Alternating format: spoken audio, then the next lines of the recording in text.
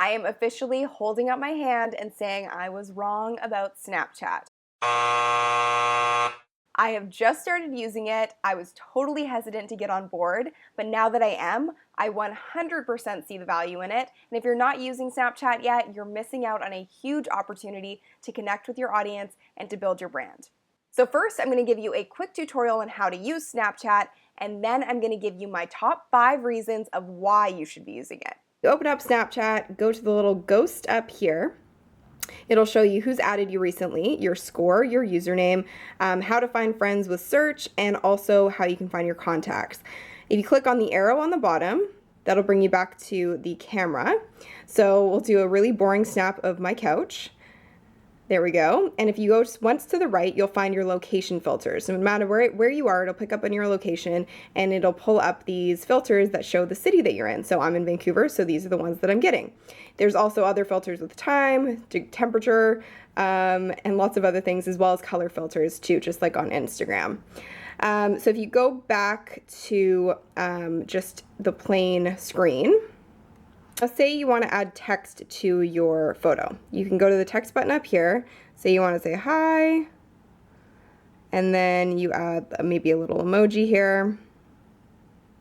And then if you hit the text again, so it'll post just like this, but if you hit the text button again, it'll make it bigger and enlarge the emoji as well. And you can change the color of your font really easily on the side. And then on the bottom, you can download your snaps with the little arrow, and then you can set the duration of time you want your photo to last for when people view it. And you can also add doodles by tapping the pencil in the top right corner. I'm gonna add a little peace sign. Not the best artist, but you get the picture. And if you want to undo anything, you tap the little arrow at the top. And you can also manipulate your text to move it or make it bigger or smaller, as well as your emojis, by going on your screen with your fingers and stretching it out or making it smaller and rotating it with your fingers as well. So you can flip the camera here. And to do a video, you hold down this button and you have 10 seconds max to shoot your video in. So I'm going to hold it down. Currently filming a Snapchat tutorial and posting it to Snapchat, so it's kind of like Snapchat Inception, but stay tuned on my YouTube channel. The tutorial will be up on Tuesday. Okay, so it'll play back the snap now, and again, you can add text, or you can add filters.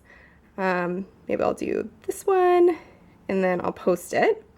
So now you have the opportunity to post it to your story, or you can send it to specific contacts.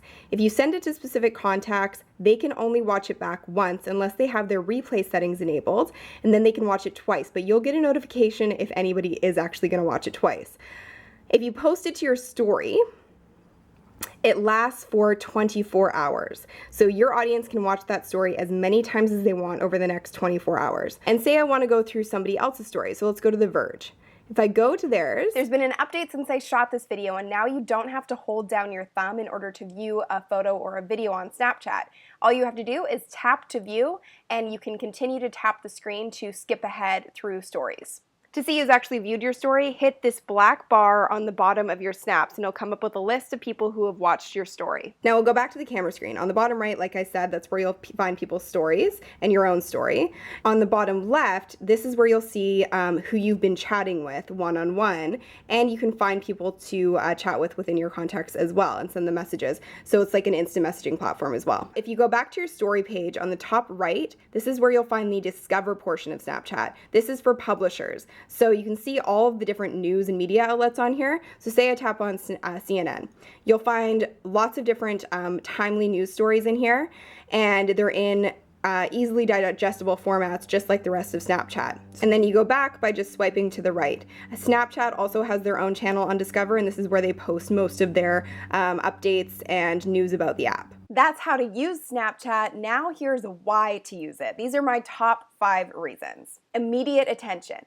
On any other platform, people can look at your content and go through your profile really whenever they want. But on Snapchat, they know that they have a very limited time period that they can actually see your content. So it forces your audience to pay attention, in real time. My second reason is that it makes you relatable to your audience. So on Instagram, we see these highly edited visuals, and on all other platforms really too.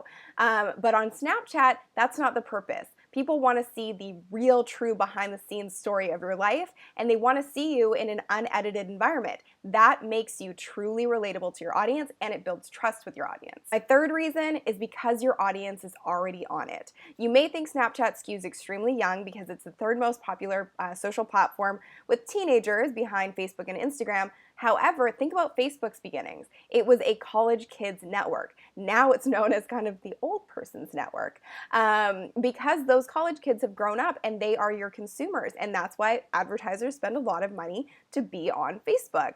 So with Snapchat, that audience is going to grow up, and for a lot of brands, teenagers are your target market, and they're extremely active on this platform. My fourth reason is that you can post as much as you want. On other platforms, it can feel really intrusive when people post too much, and you have to be strategic about your timing.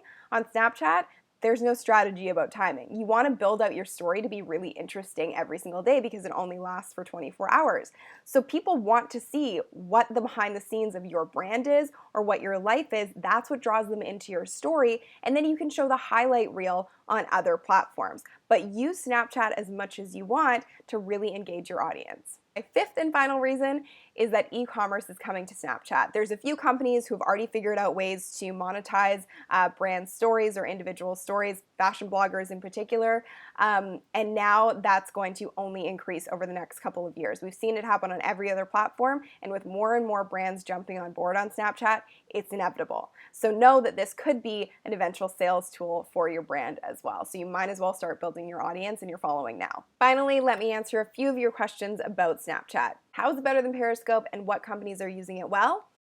Periscope and Snapchat are different, but they both capitalize on the real-time trend. People want their answers immediately, and they want instant gratification, and both of these platforms do that. However, Snapchat has a time limit on the content that's available, whereas Periscope, you can talk for as long as you want and have that two-way dialogue with your audience. A few of my favorite companies and individuals that you can follow on Snapchat to get ideas about how to use it for yourself: Gary Vaynerchuk, We Wore What, Taco Bell, Grubhub, and Audi are some of my favorites, so make sure you follow those accounts to get some cool tips on how to use Snapchat well. Is there a way to search for people without knowing their username? The easiest way to add somebody is to know their username, but there are a few other ways to do it. You can find people in your address book, add them by snap code, which is kind of like a QR code, or you can go to the latest feature, which is Add Nearby. So using your location, it will pick up Snapchatters that are close by to you, and you can add them directly through the app. And another trick is to use your other social platforms like Instagram to promote your Snapchat username so people can find you easily. And the second part of that question was, how can you tell if you're blocked? You can tell if you're blocked if you can't find the person in search, or if you attempt to send them a message and it doesn't go through. Last question, is there an unspoken age limit? Yes, 13, which is generally the same for all social networks.